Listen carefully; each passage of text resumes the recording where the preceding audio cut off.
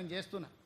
అందుకే ఈరోజు ప్రతిపక్షాలకు నా సూచన, మీరు రాండి, ఈ ఆక్రమించుకున్న చెరువులను ఏ విధంగా ఆక్రమణలు తొలగిద్దామో, మూసీలో ఉన్న ఈ మొత్తం వ్యవహారాన్ని సరిదిద్దుదాము, నగరాన్ని బాగు చేసుకుందాము. ఇంతవరకు అంచనాలే వేయలే, ఈ మధ్యలోనే కన్సల్టెంట్ని ఫైనల్ చేసినాం, ఎట్లా కడదాము ఏం చేద్దామని. అది మొదలు కాకముందే అప్పుడే ఆయన రాగం ఎత్తుకున్నాడు. ఎందుకంటే 10 ఏళ్ళ అనుభవం అదే కదా. 1,00,000 కోట్లతో కాళేశ్వరం కట్టిండ్రు, కూలింది. ఎవడైనా సన్నాసుడు కట్టిందే వానాయంలో కూలిన సన్నాసుని ఎప్పుడైనా చూసినామా? ఇవాళ అట్లనే అనుకుంటుండు మూసి కూడా. పెద్దలు వెనకడికి చెప్పారు, పనిమంతుడు పందిరేస్తానంట కుక్కతొక్క కలిగి కూలిందంట. కాళేశ్వరం కూడా గట్లుంది మీ ఏషానికి. మూసీలు అట్లాంటివి లేవు, ఇట్లాంటి ఆశలు పెట్టుకోకు కేటీఆర్. ఏదో నోటుకొచ్చింది మాట్లాడుతున్నావు, మీడియా ఉంది, సోషల్ మీడియా ఉంది.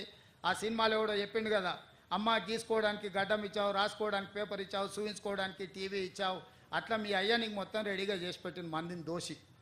రాయనికే పేపరు, చూపించనికే టీవీ, ఇట్లాంటివన్నీ అడగలుగా మాట్లాడడానికి సోషల్ మీడియా మీ నాయన దోపిడీ చేసి నీకు ఇచ్చిండు. కాబట్టి ఈ అడ్డగోలుగా పనులు చేస్తున్న ప్రజలు ఎవరు హర్షించరు.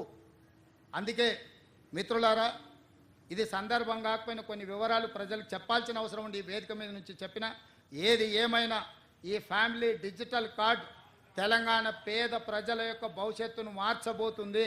ఇదే రేషన్ కార్డ్, ఇదే ఆరోగ్యశ్రీ కార్డ్, ఇదే మీ ఫీజు రియంబర్స్మెంట్, ఇదే మీ షాదీ ముబారక్, ఇదే మీ కళ్యాణ లక్ష్మి, ఇదే మీ రైతు బీమా, ఇదే మీ రైతు భరోసా. ఇట్లాంటి కార్యక్రమాలన్నీ కూడా ఇందులో పొందుపరిచి ఉంటాయి.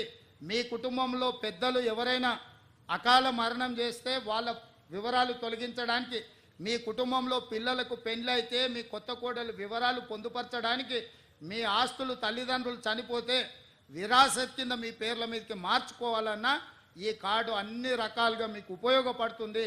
ప్రజలందరూ ఈ కార్యక్రమంలో పాల్గొని ఈ కార్యక్రమాన్ని విజయవంతం చేయండి.